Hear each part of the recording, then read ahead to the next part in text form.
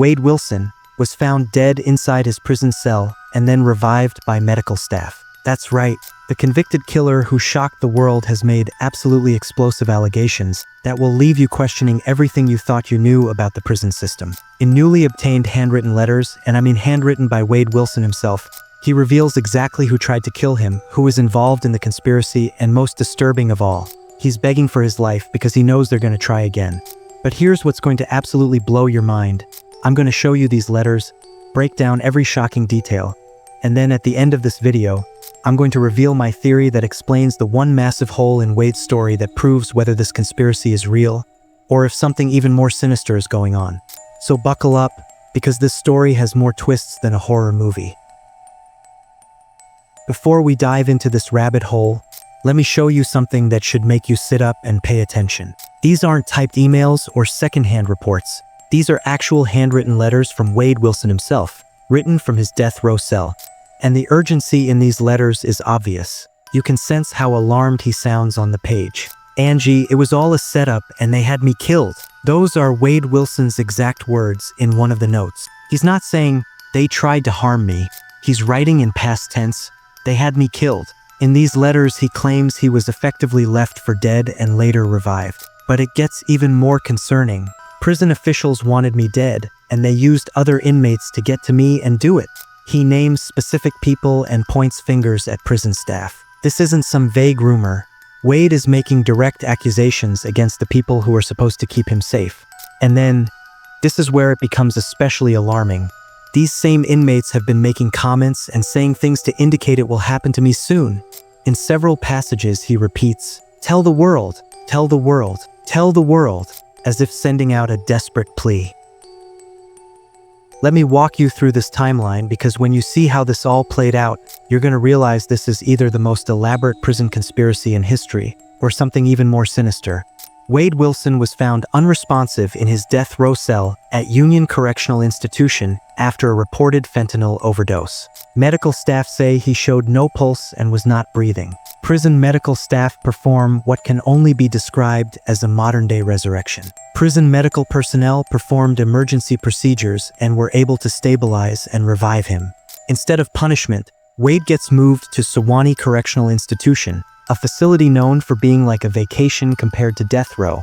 Better conditions, more freedom. For one glorious month, Wade Wilson is living his best prison life. He can make phone calls, talk to supporters, and spread his message to the world. Suddenly, without warning, they drag him right back to Union Correctional Institution's death row, back to the same place where he allegedly died. Now Wade is writing these panic letters claiming it was all part of an elaborate setup and they're going to finish what they started. When you look at this timeline, doesn't something seem about this whole sequence of events? According to Wade Wilson's shocking letters, this isn't just some random prison violence. This is a coordinated conspiracy involving multiple levels of the prison system. Wade claims specific prison staff members are actively plotting his death. These aren't just guards looking the other way. He's alleging these officials are orchestrating the entire operation. He claims prison officials are using other inmates as their weapons of choice. These inmates allegedly carried out the first murder attempt and are now preparing for round 2. Wade claims they're cutting off his lifelines, denying his attorney phone calls, blocking his access to the outside world, making sure he can't call for help when they strike again. Most chilling of all, Wade claims they've already planned how to cover up his next murder. They're going to make it look like a complete accident. Now, I need to tell you about the Unforgiven, and trust me, this is where the story gets really dark. Wade Wilson has extensive tattoos and symbols on his face and head associated with the Unforgiven group, including white supremacist markings and other gang insignia. But here's the problem that's literally putting his life in danger. He was never a member. In prison culture, this is considered the ultimate disrespect. Wade says he was essentially posing as something he wasn't, and that, in his view, put him at serious risk.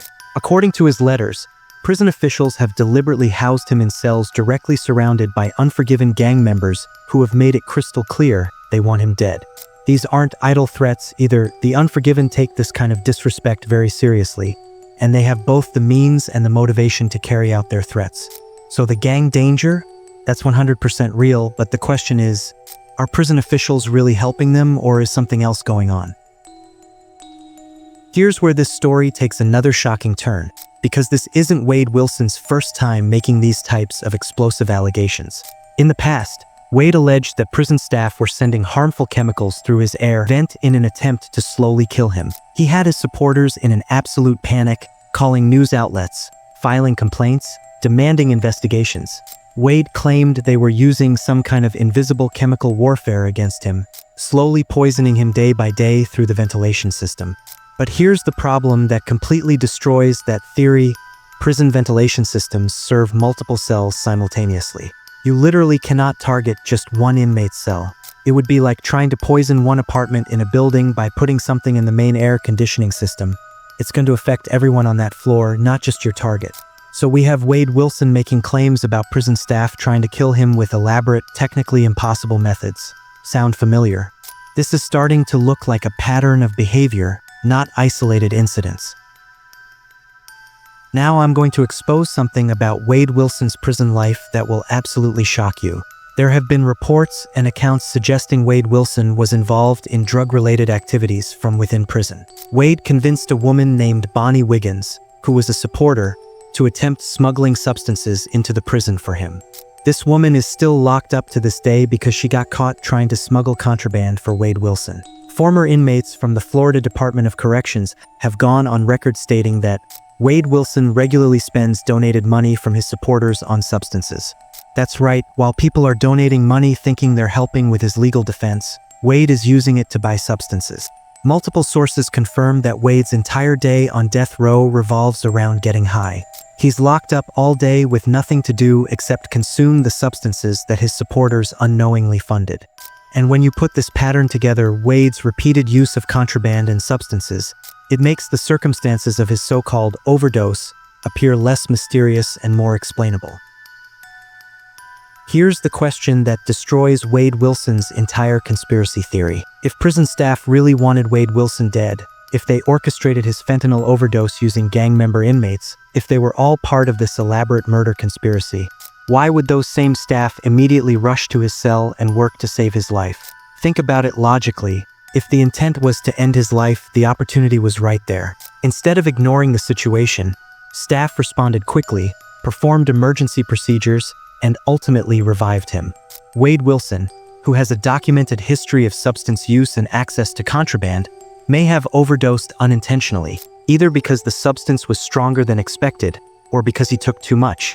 When he survived, he faced serious consequences: potential disciplinary charges, loss of privileges, and reduced ability to contact supporters. So, according to this perspective, Wade may have done what he has done before, creating an elaborate story that shifts blame and keeps his supporters engaged.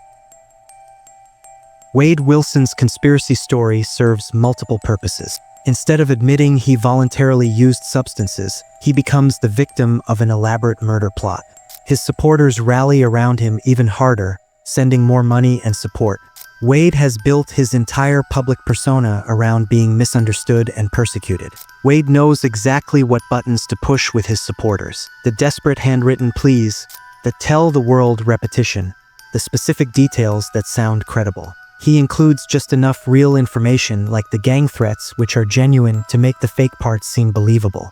This is manipulation at its finest, mixing truth with lies to create a compelling narrative that his supporters can't resist.